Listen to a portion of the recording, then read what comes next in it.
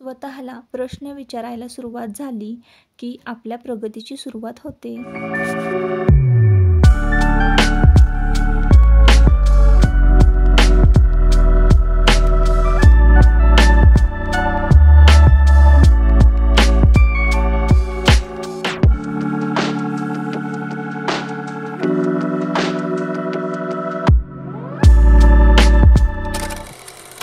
Hello, नमस्कार. मी सुप्रिया. आणखी एका नवीन व्लॉगमध्ये आपलं मनापासून स्वागत करते.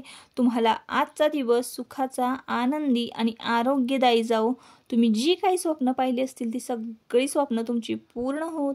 त्याचबरोबर शुभ सकाळ सर्वांना. सकाळची वेळ आहे आणि हे सकाळचं 7-7:30च्या आसपासचं टायमिंग असावं. आजचा वार आहे सोमवार, तर श्रावण महिन्यातील शेवटचा श्रावण सोमवार आहे हा. आणि माझी ना आंघोळ वगैरे झाली आणि बाहेरचं झाड हे सगळं झालं. चला म्हटलं आता कपडे जे आहेत ना ते बाहेर काढून म्हणजे वाऱ्याला ठेवून देऊयात, कारण रात्री मी धुतले होते कपडे आणि रात्रीच वाळत घातले होते. गेले 2-3 दिवस जोरदार पाऊस पडतोय आमच्याकडे. आणि आता थोडंसं सकाळी सकाळी ना मला पाऊस जरा उघडल्यासारखा वाटला, तर म्हटलं चला हे कपडे जे आहेत ना वाऱ्याला जरी आपण बाहेर ठेवले ना तर हलून हलून छान वाळतात. म्हणून ना हे स्टँडनं सकाळी सकाळी मी असं बाहेर काढत असते. आणि रात्रभर ना घरामध्ये असतं फॅन खाली, त्याच्यामुळं कपडे छान वाळतात. कपड्यांचा काही प्रॉब्लेम येत नाही जरी कितीही पाऊस असला तरीसुद्धा. तर असो ताईंनो, नेहमीच बघा सकाळी सकाळचं रुटीन जे आहे ते मी तुमच्याबरोबर शेअर केलेलं आहे. स्वच्छता, क्लिनिंग, साफसफाई ह्या सगळ्या गोष्टी मी करतेच, पण त्याचबरोबर ना घरामध्ये एक इलेक्ट्रिक मशीन आणलेली आहे. त्यामध्ये मी भीमसेन कापराचे तुकडे टाकते आणि मग ते ऑन करून देत असते. कसं होतं ना, पावसाळ्यामध्ये नाही म्हटलं तरी कुबट वास येतोच, कारण आपण दारं खिडक्या रात्रीच्या बंद केलेल्या असतात. आणि आमच्याकडे तर वादळ इतकं सुटलेलं आहे की दारं ना खिडकी तर रात्रीची बंद करावीच लागते. एकही खिडकी ओपन नसते. आणि त्यामुळं ना कपडे पण घरामध्ये फॅन लावून असतात, तर त्याच वातावरणामध्ये हवेमध्ये एक वेगळाच असा वास निर्माण होतो. तर तो वास घालवण्यासाठी घरातली सकाळ सकाळचं म्हणजे ते कोंडट जे वातावरण आहे, नेगेटिव्हिटी आहे, ती घालवण्यासाठी मस्तपैकी भीमसेन कापूर जो आहे इलेक्ट्रिक मशीनमध्ये टाकायचा आणि ती इलेक्ट्रिक मशीन ऑन करायची. भीमसेन कापराचा सुगंध घरभर छान दरवळतो. आणि असं म्हणतात की वातावरणातलं जे काही म्हणजे हवेतली म्हणजे जे काही विषाणू आहेत ते मारण्याचं काम ना भीमसेन कापूर करतं, नेगेटिव्हिटी घरामधली घालवतं. असो, आता सकाळी सकाळी ना संपूर्ण घर हे जे आहे ते झाडू मारून घेते आणि पुसून सुद्धा घेते. म्हणजे घरातली सकाळी सकाळी एकदा स्वच्छता झाली ना की भारी वाटतं. आणि आता इथं शिवस्तुती लावलेली आहे, देवपूजा वगैरे माझी झालेली आहे. सकाळी सकाळी सोमवारच्या दिवशी शिवस्तुती ऐकली ना मन खूप प्रसन्न होतं. आणि सध्या तर ना आता बघा पावसाळा चालू आहे, तर अशा पद्धतीनं प्रत्येक माणसाला गॅसवर पाणी गरम करून द्यावं लागतं. आणि म्हणजे या कामामध्येच ना 2 ते 2.5 तास माझे असेच जातात. प्रत्येकाला पाणी गरम करून द्यायचं आणि मग त्याशिवाय ना दुसरं काही करता पण येत नाही किचन कट्ट्यावर, स्वयंपाक म्हणा किंवा नाश्ता वगैरे सगळ्यांच्या आंघोळ्या झाल्याशिवाय. तर मी इथं काय करते, धूप प्रज्वलित करते. धुपावर सुद्धा भीमसेन कापराचा चुरा जो आहे ना तो मी घालत असते. म्हणजे धूप पण छान दरवळतो घरामध्ये आणि भीमसेन कापराचा वास सुद्धा येतो. किचनमध्ये मी दररोज तुम्हाला माहिती आहे की अन्नपूर्णेचं पूजन झालं की धूप प्रज्वलित करत असते. आता मी कुठला धूप वापरते तर 2 ते 3 वेळा मी सांगितलेलं आहे बघा. मी लक्ष्मी धूप वापरते. पाहिजे तर इकडे साईडला मी फोटोसुद्धा देते. तर लक्ष्मी धूप जो आहे ना तो कोरडा असतो आणि ओला सुद्धा छान आहे बरं का. पण हा जो धूप आहे ना तुम्ही पाहत असाल छान दरवळतो, म्हणजे त्याचा धूर पण बऱ्यापैकी चांगला होतो. तर असो ताईंनो, तर मला एक कमेंट 2दा आली होती, म्हणून चला म्हटलं एका कमेंटचं जे आहे उत्तर देऊया. तर ना एका ताईंनी मला विचारलं की तुम्ही रोज किती वाजता उठता. तर कसं आहे ना, माझं उठण्याचं टायमिंग जे आहे ना दररोजचं वेगवेगळं आहे. मी आदल्या दिवशीच ठरवून ठेवते की मला उद्या किती वाजता उठायचं आहे. कारण एखाद्या दिवशी जर एक्स्ट्राची कामं असतील किंवा दुपारी मशीनचं काम असेल, मशीनवर काम करायचं असेल मला शिलाई मशीनवर, तर मग मी 4-4:30च्या दरम्यान उठते. किंवा एक्स्ट्राची साफसफाई करायची असू दे किंवा बाहेर कुठं जायचं आहे किंवा वेगळं काहीतरी प्लॅन करायचं आहे, थोडंसं स्वतःसाठी वेळ काढायचा आहे, तर या कामांसाठी ना मी काय करते 4:30-4च्या दरम्यान उठते. जर देवाची पूजा मांडणी असेल, व्रतवैकल्य असतील, कुठली पूजा मांडायची असेल, सणवार असतील, तर अशा टायमिंग म्हणजे सणवार अशा दिवशी ना मी काय करते 4-4:30 हे माझं टायमिंग ठरलेलं आहे. नॉर्मली दिवस आहे फक्त साफसफाई करायची आहे किंवा एखादं बरेच दिवस रखडलेलं एखादं काम आहे आणि ते पूर्ण करायचं आहे, 5-5:30 वाजता उठते. आणि रेग्युलर जे टायमिंग आहे माझं म्हणजे रुटीन रेग्युलर रुटीन जे आहे ना, तर 6-6:30च्या दरम्यान मी उठते आंघोळ वगैरे करता, व्यायाम करता, हे सगळं करता करता मला 7-7:30 वाजतातच. आणि मग तिथून पुढे माझी क्लिनिंगची, साफसफाईची, डब्याची, सगळ्या कामांची धावपळ होत असते. तर असं आहे माझं रुटीन. म्हणजे कसं असतं, कामाप्रमाणे ठरतं की उद्या किती वाजता उठायचं आहे. मग त्यामध्ये 4:30चं टायमिंग असतं. 5ला कधी कधी उठते मी, कधी कधी 6-6:30ला उठते. आणि सुट्टीचा जर दिवस असेल तर मग 7 वाजता आरामात उठते. म्हणजे सगळं आवरता स्वतःचंच काम करता करताना 7-7:30, 8 वाजतात. मग 8च्या पुढे घरातली कामं होतात. तर असं सुट्टीच्या दिवशीचं रुटीन असतं. तर असं वेगवेगळं टायमिंग आहे माझं प्रत्येक दिवशीचं उठायचं. त्यामुळं एक्झॅक्ट मी सांगू शकत नाही. आणि असंही म्हणणार नाही की रोजच मी 4 वाजता उठते आणि रोजच मी, शक्यच होत नाही ताईंनो. कोणीही रोज 4 वाजता उठून म्हणजे असं रेग्युलर उठणारे असतीलही, पण मी तरी तशी नाही आहे की रोजच बाबा 4 वाजता उठीन आणि ही सगळी कामं करीन. असं माझं पण होत नाही. हां, बऱ्यापैकी सणवार आहेत तर मला आवर्जून उठावंच लागतं.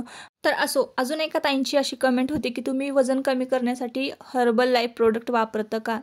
तर अजिबात नाही, मी कुठलंच हर्बल लाईफ प्रोडक्ट वगैरे वापरत नाही. तुमचे दादा सध्या जिम जॉईन केलेली आहे तुमच्या दादांनी, त्यामुळं तुमच्या दादांना त्यांच्या कोचनं डाएट प्लॅन दिलेला आहे. आता तो तुमच्याबरोबर मी फक्त डाएट रेसिपी शेअर करत असते. तो प्लॅन मी तुमच्याबरोबर शेअर नाही करणार, कारण कसं आहे, प्रत्येकाचं शरीर, वजन, सगळ्या गोष्टी वेगवेगळं आहे. त्यामुळं त्यांना किती कॅलरीजची गरज आहे, त्यांना त्यांचं फॅट किती बर्न करायचं आहे, त्या हिशोबाने त्यांना त्यांचा तो डाएट दिलेला आहे. आता रेसिपी तर मी प्रत्येक वेळेस तुमच्याबरोबर इथून पुढे डाएट रेसिपी शेअर करणार आहे.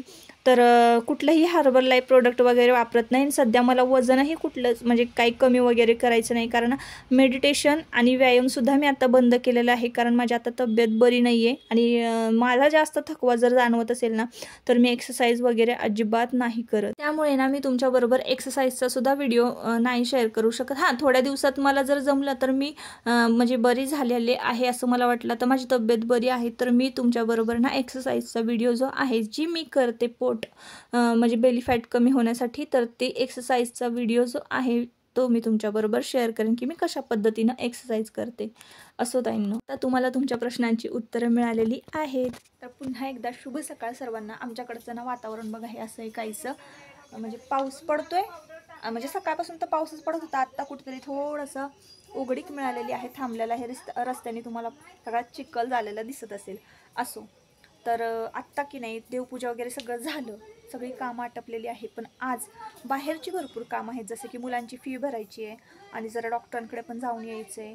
म्हणजे बाहेरचीच जास्त कामं आहेत, तर त्यामध्ये खूप वेळ जाणार आहे. आणि आज आता तुमचे दादा आपल्याला कुठल्या मंदिरामध्ये नेत आहेत काय माहिती, कारण ते दर सोमवारी आपल्याला कुठल्या ना कुठल्या मंदिरामध्ये नेत असतात आणि मी तुम्हाला ते मंदिर दाखवत असते.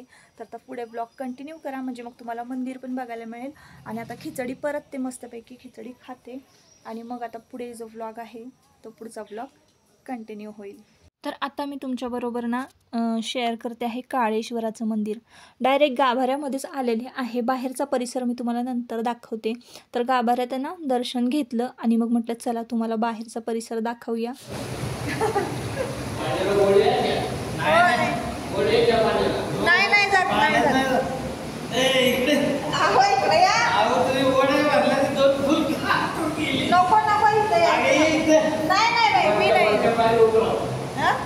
नको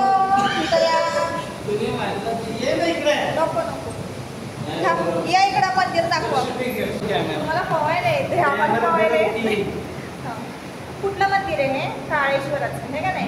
आपण मागच्या आलो होता की दुसऱ्या सोमवारी आलो होतो ना, तर तेव्हा पूर नव्हता, पण आता नदीला पूर आले, भरपूर पाणी सोडले. तर बॅक कॅमेरात दाखवते मी पूर आणि मंदिर पण दाखवते. असं इकडं पाणी दिसतंय, कृष्णा नदीचा पूर हळूहळू, कारण इकडं खाली आहे ना, इथून सगळा खोलच आहे इकडनं. आपण इकडं गेलो होतो बघा, तो गणपती मी तुम्हाला छोटासा दाखवलाच आहे एका ब्लॉगमध्ये. तर पूर्ण हे जे मंदिर आहेत ना, पाण्याखाली गेलेले आहेत, पाण्याखाली बुडलेले आहेत. तुम्हाला दाखवते, कॅमेरा चांगला पॅक पकडते, मोबाईल माझा नाही बघू इकडं. ते जे पाठीमागचं मंदिर आहे ना, मागच्या ब्लॉगमध्ये दाखवलेलं. नको तुम्ही नका जाऊ. मी धरते मी धरते माझा मोबाईल. नको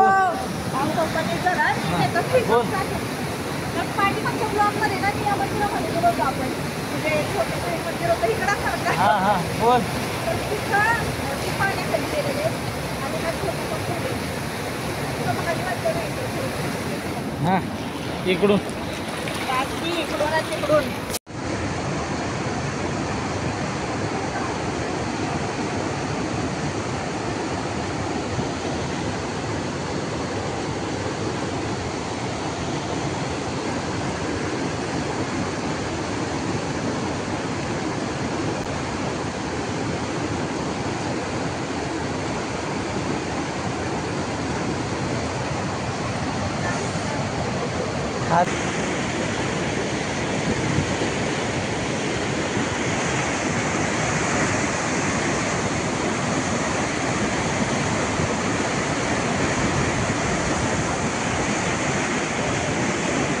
सध्या वाईच्या आजूबाजूला असलेली जी खेडेगावं आहेत तिकडं भरपूर पाऊस होते, जसं की महाबळेश्वर, पाचगणी आणि वर अजून छोटी छोटी जी गावं आहेत डोंगरांच्या पायथ्याशी वसलेली, त्या साईडला त्या भागामध्ये भरपूर असा पाऊस पडतोय. त्याच्यामुळे ना कृष्णा नदीला पाणी सोडलेलं आहे आणि आता मला तर वाटतंय थोड्याच वेळात अजून जास्त पाणी वाढेल आणि महापूर येईल. कारण पूर तर आलेला आहे, महापूर येईल असं वाटतंय मला. आणि हे काळेश्वराचं सुंदर असं मंदिर मी तुम्हाला दाखवलं ना, ते संपूर्ण पाण्याखाली जातं महापूर आल्यानंतर. तर असो, जर महापूर आला तर नक्कीच तुमच्याबरोबर मी शेअर करेन. तर सकाळी सकाळी पूजा केली आणि गडबडीत तुमच्याबरोबर शेअर करायची विसरले मी. तर ना सकाळी अष्टोत्तर नामावली वगैरे झालं आणि त्यानंतर अष्टोत्तर नामावली झाल्यानंतर ते जवस वाहिले होते मी. आज मला बेलपान नाही मिळालं आणि अभिषेक वगैरे झाला. त्यानंतर मग मी इथं बघा महादेवांची पिंडी जी आहे छान सजवून ठेवलेली आहे, भस्म वगैरे अर्पण केलेलं आहे आणि अशा पद्धतीने आपली शेवटच्या सोमवारची जी पूजा आहे ती झालेली होती. बेलाच्या पानांची छान रांगोळी काढली होती, पण आज बेलपान नाही मिळालं. असो ताईंनो, आजच्या व्हिडिओचा मी इथंच शेवट करते. आपण परत पुन्हा भेटूया नवीन एका ब्लॉगमध्ये. तोपर्यंत स्वतःची काळजी घ्या, मजेत राहा. आजचा व्हिडिओ जर आवडला असेल तर नक्की आपल्या चॅनलला सबस्क्राईब करा आणि व्हिडिओला लाईक करा. Bye bye.